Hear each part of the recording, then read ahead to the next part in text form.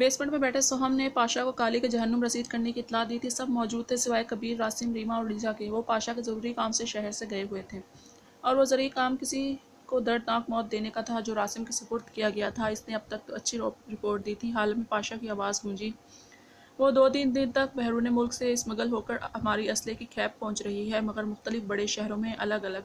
सवात वाले अड्डे पर रासिम जाएगा, मैं और कबीर जहलम जाएंगे टूरिस्ट बनकर, और सोहम तुमने कहा था तुमने अपने ज़रूरी काम से भी जाना है, इसलिए फैसलाबाद चले जाना, मगर काम में कोई कोताही बर्दाश्त नहीं होगी। पाशा ने संजीदगी से कहा, नहीं होगी। फैसलाबाद के नाम पर सोहम के चेहरे पर साया सा आकर गुजरा, जो कि बड़ी आसानी से छुपा गया, मगर रेशमा की नज़रों से छुप नहीं पाया। आखिर 42 साल की उम्र का तजुर्बा था। मीटिंग बर्खास्त हो चुकी थी। पाशा के जाने के बाद सोहम झटके से उठकर ऊपर पोर्शन में अपने बेडरूम में आया। सोफे पर बैठकर सिगरेट सुलगाई और अपना जहन पुरस्कून करने की नाकाम सी कोशिश की। रेशमा रूम में दाखिल हुई। सोहम आंखें मूंदे सोफे पर नीम दराज था। वो आकर बैठ गई। वो एहतरामन सीधा हो गया। शादी कर लो सोहम खान, तुम्हारे ढेर सारे बच्चे खिलाने हैं मैंने, उन्होंने प्यार से कहा। आपको पता है बीजान कभी रूह को एक कातिल और खूनी के हवाले नहीं करेंगी। इसकी आंखें लहू टपका रही थीं, जबकि इसकी बात पे रेशम नज़ाकत से मबहम सा मुस्कुराई।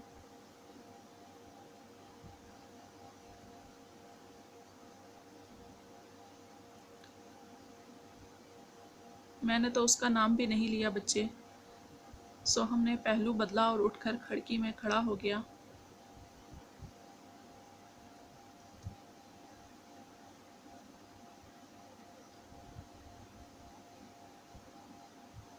इसे एक लड़के के साथ देखा गया है, रेशमा ने सरसरी सा कहा। तो ठीक है, आप तलाक के पेपर्स बनवा दें, आज़ादी दे आऊँगा इसे ताकि अपनी मर्ज़ी की ज़िंदगी गुजार सके। एक मर्तबा देख लो, क्या पता इरादा बदल जाए। नहीं बदलेगा। वो रेशमा से नज़रें नहीं मिला रहा था। और तुमने तो कसम खाई थी कि हवेली नहीं जाओगे। मैंने कई ऐसे काम किए हैं जो मैं नहीं करना चाहता था। वैसे भी बीजान ने पैगाम भेजा है कि इनकी पोती को आज़ादी का परवाना दे दूँ, और इसका तलख और सरसराता लहजा था। इसलिए एक मरतबा जाऊँगा, हवेली ज़रूर जाऊँगा। क्यों जाना चाहते हो? तलाक के पेपर सब साइन करके यहाँ से भी भेज सकते हो। रेशमा उलझी।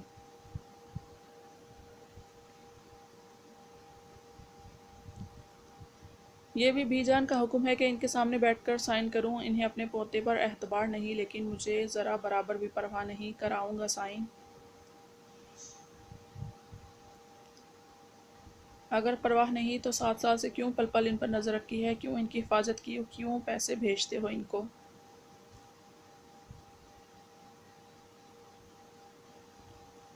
सो हमने पहलू बदला। ये मेरी जिम्मेदारी थी। तमाम जिम्मेदारियों से तो बीजान तुम्हें साथ साथ पहले ही बरी जमा कर चुकी थी सोहम खान। तो फिर वो दिन याद मत करवाया करे रेशमा, क्योंकि एक जल्लाद को भी तकलीफ़ होती है। नहीं, नहीं होती। ना किसी से चीज़ से तक होगी तकलीफ़, इसलिए ख़ुद को जल्लाद बनाया है ताकि किसी चीज़ से तकलीफ़ ना हो। भाड़ में जाए हर चीज़, वो कहता बगैर रेशमा की आंखों में देखे अपनी पिस्टल उठाए वहाँ से जा चुका था। सोहम बाहर निकला तो इसके ताक़ुब में था। जब वो कॉरिडोर से गुजर रहा था तो अचानक मुड़कर ताक़ब करने वाली के भेजे पर पिस्टल तानी। वो जी जान से मुस्कुराई और अगले ही लम्हे इसकी बाहों में हार पहनाया। इसके गले में बाहों का हार पहनाया। तलाक दोगे इसे तो मैं क्या समझूं कि फिर मेरा चांस है।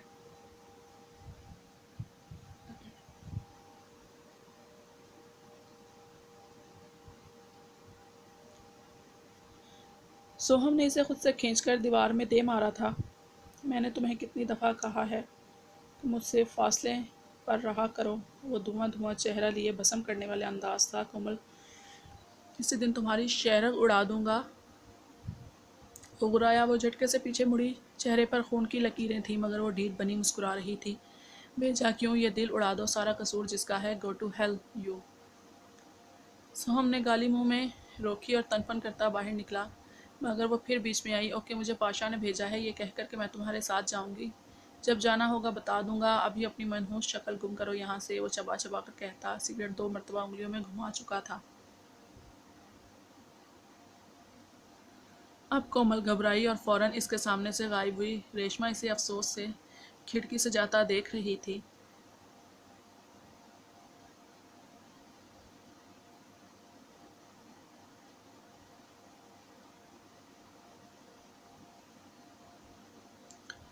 वो एक नर्मो नाजुक गुदास वजूद था।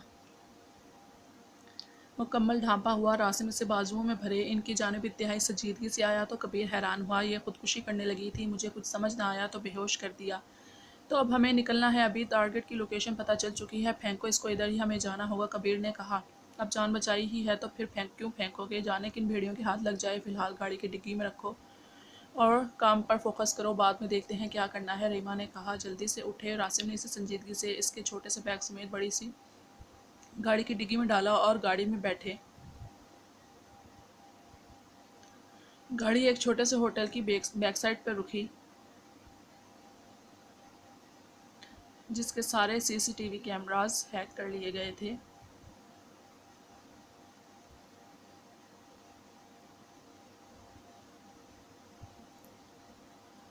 रासिम और रिजा इत्मीनान से होटल में दाखिल हुए। रिजा के हाथ में एक बड़ी सी कोननुमा चीज़ थी। मतलूबा कमरे का दरवाज़ा खटखटाने पर दरवाज़ा खोलने वाले के मुंह पर रासिम को देखकर हवाइयाँ उड़ी थीं। जल्दी से दरवाज़ा बंद करना चाहा, मगर वो दरवाजे को एक ज़ोरदार लात रसीद करके अंदर दाखिल हो चुका था। वो दहाड़ से पीछे गिरा। रासिम ने रिजा की जानिब हाथ बढ़ाया। रिजा ने इस कोननुमा चीज़ से बर्फ़ का एक बहुत नोकीला टुकड़ा निकाल कर दिया, जो कि रासिम ने अपने पूरे ज़ोर से सामने वाले शख्स के दिल में घोंप दिया। बर्फ़ का वो नोकीला टुकड़ा इसके दिल के आर पार हुआ था। वो कटे बकरे की तरह तड़प और चिंगाड़ रहा था। रासिम दो जानो इसके पास बैठा और सरसराते लहजे में बोला, वज़ीर साहब, तुम जैसे धरती पर पड़े बोझ के लिए हम जैसे जल्लाद पैदा किए गए हैं। जिसके बल पर तुम इतने उछल रहे थे, तो वो जब तक यहाँ पहुँचेगा तुम कुत्ते की मौत मर चुके होगे। मुझसे उलझकर गलती की इसने, मैं जानता हूँ। पहले तो तुम्हारी मौत की वजह बनने वाले हथियार के बारे में जानने की कोशिश में अपना भेजा फ्राई करे, इसके बाद मुझसे निमटने। ये कहकर आसिम ने इसे ठोकर रसीद की और वहाँ से निकल गया। गाड़ी में बैठकर गाड़ी भगाई। अब इनका यहाँ कोई काम नहीं था, इन्हें जल्द अपने ठिकाने पर पहुँचना था। पाशा ने ऑर्डर दिया था कि काम पूरा करके फ़ौरन वापस पहुँचो। इस सब में वो लोग डिग्गी में मौजूद इस नाजुक सी जान को बिल्कुल फरामोश कर बैठे थे, बिल्कुल भूल चुके थे। मगर आसिम ने इसे जो बेहोशी की डोज दी थी वो काफ़ी हैवी थी और मंजिल पर पहुँचने से पहले इसके उठने के चांस बिल्कुल नहीं थे। सैफ़ी, तुम इतने बेहस क्यों हो? जिमल झिंझलाई, मैं तुम्हें समझा समझा कर थक चुकी हूँ यार, कब समझोगे? 17 के हो चुके हो। बाबा का ही कुछ ख्याल कर लो, अपनी जिम्मेदारियों को समझो। सैफ़ी, हमारा आखिरी सहारा तो तुम ही हो। दिल लगा कर क्यों नहीं पढ़ रहे, क्यों गलत संगत इख्तियार कर रहे हो? बाबा बहुत परेशान है। जिम्मल की आंखें नम हुई। इतनी सी उम्र में आप मुझसे कौन कौन सी उम्मीदें लगा कर बैठी हैं? आप ही है ही क्या हमारे पास ये 3 कमरों वाला घर? मेरी उम्र के लड़कों को ना कोई फिक्र है ना परेशानी, ऐश से अपने बाप के पैसों पर जी रहे हैं। मेरे हर दोस्त के पास लैपटॉप और बाइक है, मेरे पास क्या है? बस ये जिम्मेदारियाँ। वो तल्ख हुआ और फिर खुद तरसी का शिकार हुआ। सिमल ने बेबसी से इसे देखा। सैफी, असासे कंपनी को पालने के बजाय या मेहनत कर नहीं कर सकते? मुझे तो ओ कम ऑन आप, ये बाप अपनी मिसालें मत देने बैठ जाना। मैंने इतनी मेहनत की है, ये वो मुझसे नहीं होगा, ना उम्मीद रखी। मैं तो कम वक्त में ढेर सारी दौलत कमाना चाहता हूँ। वो बदतमीज़ी से बोला। जिमल जब्त कर गई। मैं तुम पर कोई जिम्मेदारी नहीं डाल रही सैफी। बाबा माजूर हुए हैं, इसमें इनकी कोई गलती नहीं है। इनके माजूर होने के बाद मैं इन्हें जिम्मेदारियाँ उठा रही हूँ। तुम्हें तो बस एक अच्छा इंसान बनना है सैफी, बस गलत संगत छोड़ दो। मैं ये तो नहीं। आप भी प्लीज़। वो तनपन करता जा चुका था। जिमल सर पकड़ बैठ गई। माँ तो कुछ साल पहले ही फौत हो चुकी थी जब वो एफएससी में थी, तो पापा फैक्ट्री में काम करते हुए हादसे का शिकार हुए थे, जिसकी वजह से इनके पाँव काट दिए गए थे।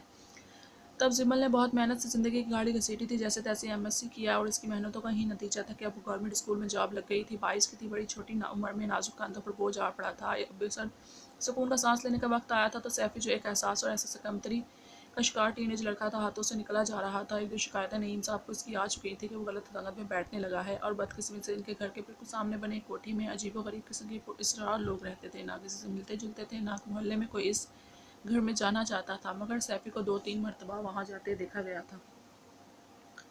जिमल नम आंखें लिए किचन में आई और खाना तैयार करने लगी। गाड़ी पिछले दरवाजे से पोर्च में दाखिल हुई। रासिम, कबीर, रीमा और रिजा गाड़ी से उतरे। रेशमा के शागिर्द पिंकी और इसकी कुछ चेलियाँ किसी खास फंक्शन के लिए तैयार होकर बड़े ज़र्क लिबास पहनकर जाने के लिए पोर्च में दाखिल हुई। जब अजीब से धमाके की आवाज़ आई, वो सब चौंके जब इन्हें याद आया कि उन्होंने एक जीती जागती जान डिग्गी में बंद कर रखी है। अरे ये कैसी आवाज़ है? पिंकी बोली। रासम संजीदगी से डिग्गी की जानिब बढ़ा और इसका लॉक खोल दिया। वो हिरनी जैसी सहमी आंखें लिए एक जिस्म में डिग्गी से बाहर आई। डिग्गी में मज़ाहमत के दौरान चादर भी सर से सरक चुकी थी और वहाँ पर मौजूद लड़के लड़कियों को देखकर इन ख्वाजा सराओं के लिबास और माहौल को देखकर बहुत कुछ गलत समझी थी। वो सब सिवाय रासिम और कबीर के मबहूत से इस ब्राउन आंखों और ब्राउन बालों वाली गुड़िया को देख रहे थे, जिसका सुनहरी रंग ग्रे कलर में सोने की तरह दमक रहा था। कौन हो तुम लोग? मुझे यहाँ लाने की जुर्रात कैसी की?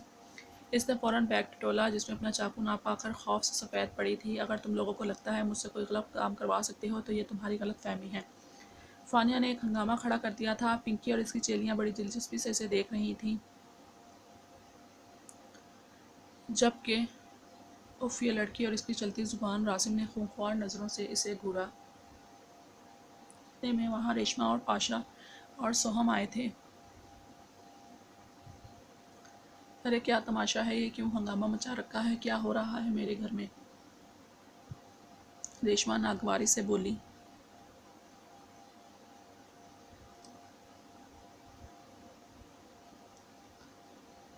जबकि फ़ानिया की तो ये माहौल देखकर जान लबों पर आ गई थी। लपक कर गेट की जानिब भागने की कोशिश की। रीमा ने इसका बाजू पकड़ा, मगर वो हत्या से अकड़ रही थी। राशिम तैश में इसकी जानिब बढ़ा और बाजू से खींचकर रुख अपनी जानिब किया और एक जोरदार थप्पड़ रसीद किया।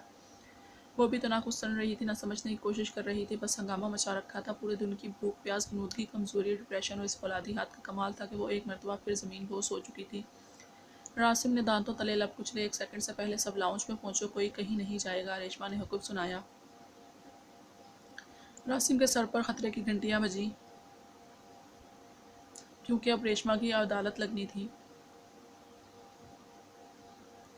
जिसमें कसूरवार रासिम ठहराया जाने वाला था, क्योंकि इसकी गलती थी कि वो अनजान लड़की रेशमा की जागीर में दाखिल हो चुकी थी।